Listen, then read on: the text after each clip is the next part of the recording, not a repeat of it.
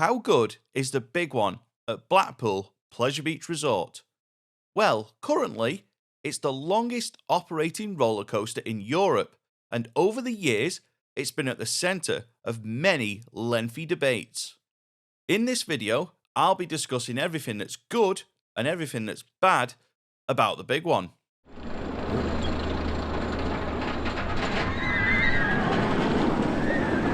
Before I take a look at what's good and what's bad, let's take a brief look at the history and the stats of this roller coaster. The big one opened in May 1994 as the world's tallest and fastest full circuit roller coaster. It quickly lost that record though, but held on to the European height record for a few more years and the UK height record until 2024, just missing out on 30 years as the UK's tallest. At the time of recording, in Europe there's only 6 taller roller coasters than the big one.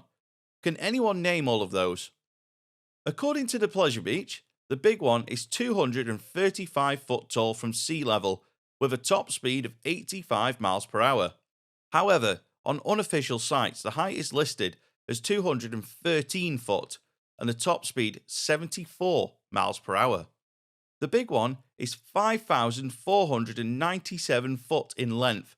That is a lot of steel in one small amusement park.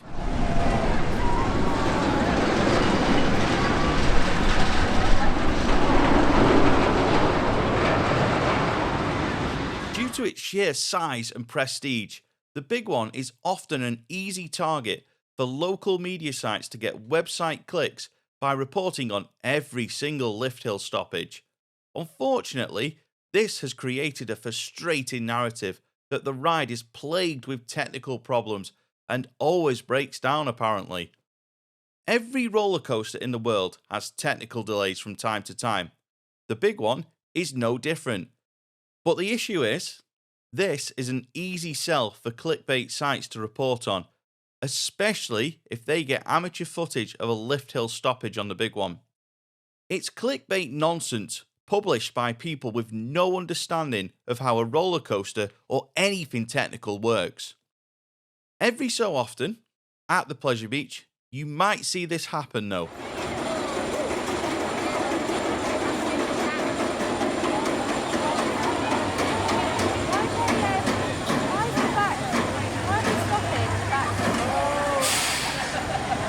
The big one's train coming to a controlled stop at 50 foot will occasionally happen as part of Pleasure Beach's safety protocols. You will only see this on a day when the big one is running on 2 trains and the opening hours are longer than a standard off-peak day. Both trains will have the wheels checked by engineers up on the brake run. Whilst one of the trains is checked, the other one is held at 50 foot on the lift hill before being sent on its way. Of course, if this is seen, it's sometimes reported as a breakdown. It isn't. It's a controlled stop, and that's why a staff member is always stood on the lift hill waiting for the train to stop at 50 foot so they can tell the guests what's going on. I've been a season pass holder at Blackpool Pleasure Beach for over 20 years, and this is something I've seen Pleasure Beach do every single year with the big one for all of the time I've been a pass holder. Now, obviously, the big one does have its unexpected lift hill stoppages, but again, this isn't a safety issue. It's actually quite the opposite. A ride coming to a stop on a lift hill is usually because its computer has detected a tech issue. So for the safety of you and me, the riders, the computer system shuts down the ride.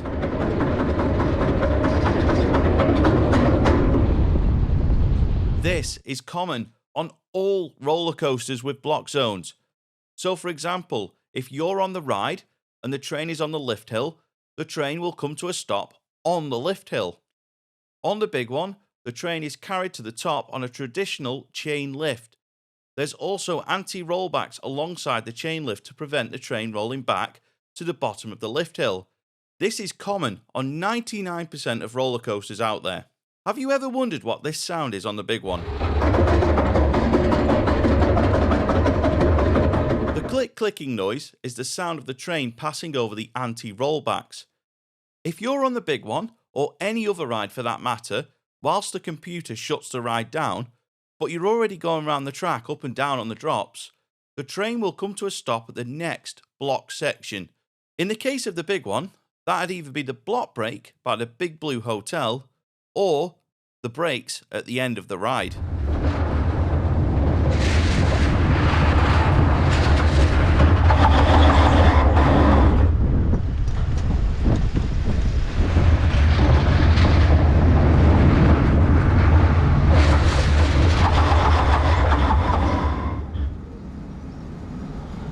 Now, you might be wondering how I've got the footage of the big one stopping in these different places, so I'll quickly explain. When me and Chris filmed the track level POV of the big one, it was done during morning test runs. The GoPro was rigged to the train and stayed there for the duration of the morning testing on the big one. The big one is block tested every single day before it opens to the public. The engineers will test it for at least 60 minutes, checking all of the block sections to make sure the computer is operating the ride as intended. The big one will not open until these tests have been carried out. Is anyone interested in seeing the full PO video with all of this happening? Let me know in the comments section below.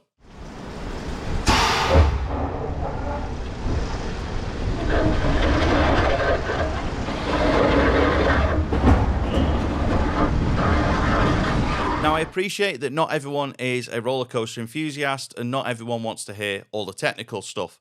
So let's move on and take a look at the good and the bad things about the ride experience on the big one. In my opinion, the big one still has the best first drop on any UK roller coaster and probably sits in the top 5 of all first drops I've experienced on roller coasters around the world. Some people hate this first drop, but I love it. In the front row, you get the anticipation of the train cresting the hill, and all you can see ahead of you is the Irish Sea, no track, and then suddenly you're plummeting down from 200 plus feet in the air. If you're sat in the back, you'll feel the front of the train forcefully pulling the back carriage over the lift hill, giving you some unreal airtime. Yes, airtime on the big one.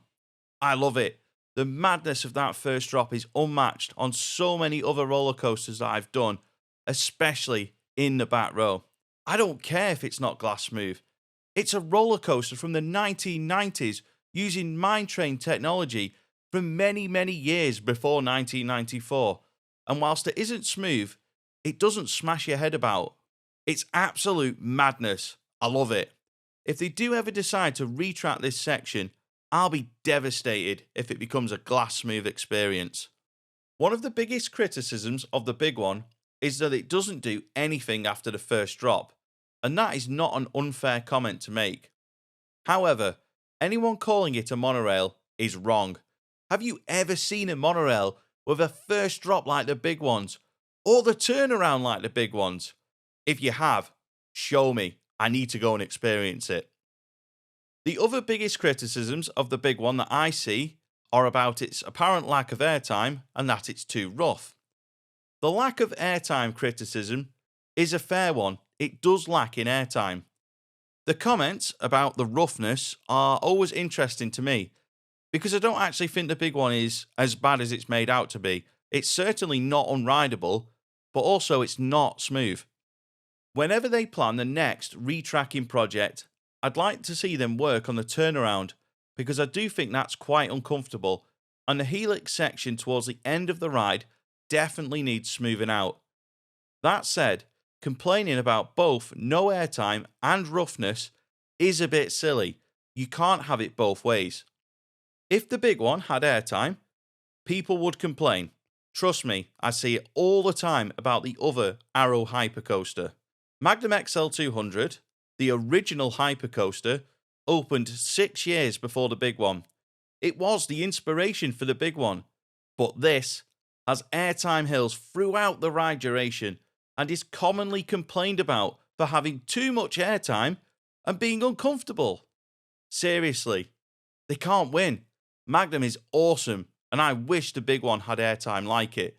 After all, that was the plan. Sadly, the Pleasure Beach was just too ride intensive in the 90s to recreate those Magnum airtime hills. This is such a shame. Imagine the big one's first drop, but with Magnum's airtime hills that followed. That would be incredible. But that's enough about Magnum for now. Let's turn the focus fully back to the big one. The claims of no airtime on the big one are wrong. First drop, back row, airtime guaranteed. First hill after the first drop, front or back row, there's a pop of airtime. The hill into the mid-course brake run, airtime guaranteed in the front row, and likewise into the final brake run. It's nowhere near enough airtime though, but some's better than none, right? The Big One ride experience can change from day to day. It all depends on the Blackpool climate. Yes, Blackpool does get sunshine and does get days with little to no wind. Those are definitely the days you want to be going on the big one. It's at its best on those days, and I guarantee there'll be airtime. But I also guarantee you'll feel every imperfection on it on one of those days. Go on a windier day, and it'll sadly not be at its best, especially if there's a westerly wind, which is a particularly ill wind for the big one. Some days it'll simply be too windy for the big one, and it won't open at all. Sadly, Pleasure Beach cannot control the Blackpool climate, and I do wish that people wouldn't write on social media that weather delays were technical delays, because they're not. The future of the big one is often discussed on socials, but in my opinion, the Pleasure Beach will continue to keep the big one operational for as long as possible. We've already seen examples of this with recent retracking projects. Every winter between 2019 and 2024, a Lancashire-based company called Tazica worked with the Pleasure Beach to replace old original track sections. If you'd like to see more about that, there is a whole playlist on this channel covering just about every retrack that took place in that time frame. It's currently unknown who'll do the future retracking work on the big one, but I believe it's something Pleasure Beach are keen to have done to keep the big one operational for as long as possible. I'd love it in the future if Pleasure Beach looked at upgrading the big one's operational computer system as well as retracking it. And please, bring back the old silver striped train styling. To wrap this up, I still think the big one is an excellent roller coaster and still the UK's most iconic roller coaster, even with the height record gone. It'll continue to encourage people to visit the Pleasure Beach, and it'll still be the talk of the town when people are in Blackpool. It'll never be a world-class roller coaster, but it'll always be one of my favourites and always bring a smile to my face. Now it's over to you. What do you think of the big one at Blackpool Pleasure Beach? Let me know in the comments section below. If you've enjoyed this video, please press the like button, the little thumbs up below. It really helps the channel to grow going forward. Many thanks for watching. I'll see you next time.